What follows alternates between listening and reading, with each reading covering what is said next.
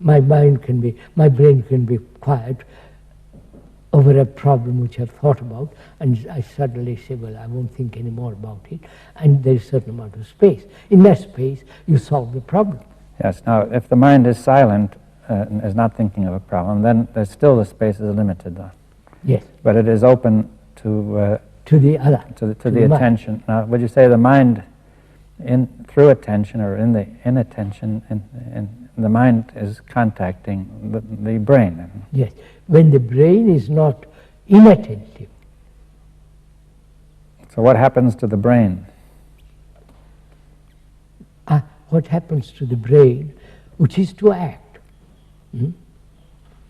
right? Which is to wait. Let's get it clear.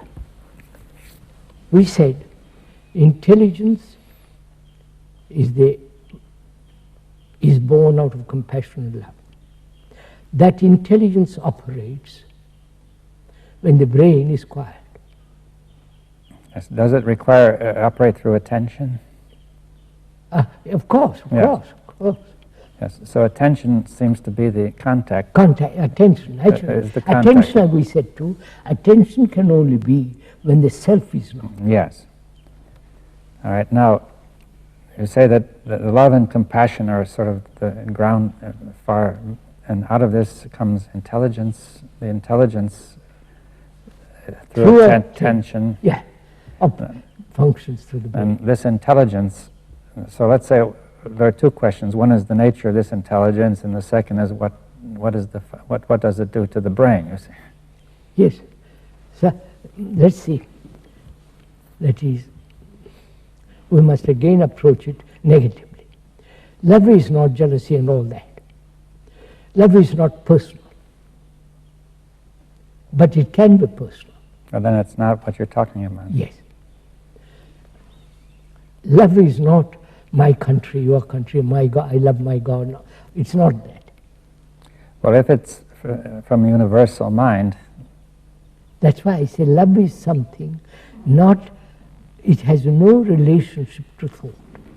Yes, and to particular, it does not start in the particular brain, right? Originate in the particular brain. Right? It's not my love. Yes. When there is that love, out of that there is compassion, and there is intelligence. Yeah. Now this intelligence, right? We have to, the nature of this intelligence. That is what this intelligence is able to, if I could use the word understand deeply, I don't feel what. No, not understand. Well, what something. Wait, let's look at. Let's see. What will it do? Does it perceive? Through perception it acts. Yes. Now, what is that? But see, perception of what? Perception. Now let's discuss perception. Mm-hmm.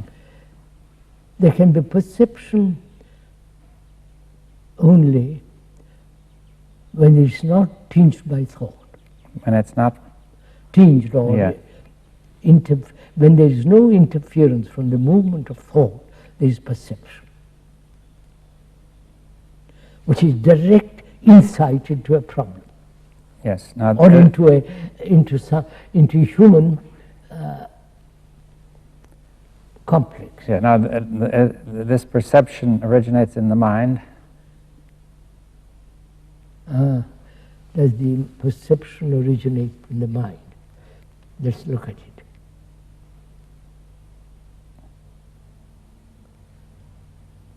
Yes, when the brain is quiet. Yes.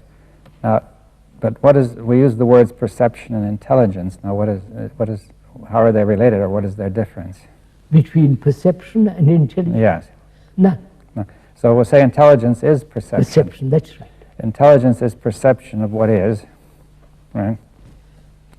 And through attention, So there's contact. Let's take a problem, and it's probably easier to understand.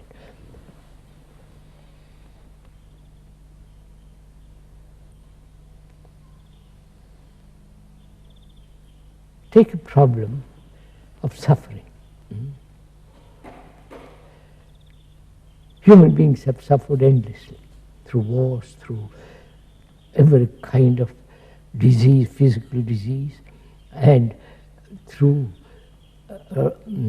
wrong relationship with each other. Man has suffered greatly. Now, can that end? Yes. Well, I say that is the difficulty of ending that is that it's on the program. We're conditioned to this whole thing, right? Whole thing. And it's physically and chemically We are registered. conditioned. Yes. Now, that has been going on for centuries. Yes, so it's very deep in some way. Very, very, very deep. Now, can that suffering end? Yes, and it cannot end by an By action of the thought. brain, because the brain is caught in this suffering, Of and course it it cannot, cannot. it cannot take an action toward its own Of course suffering. it cannot. Thought cannot end it. Yes, because thought has created this. created it in any way it is unable to get hold of it.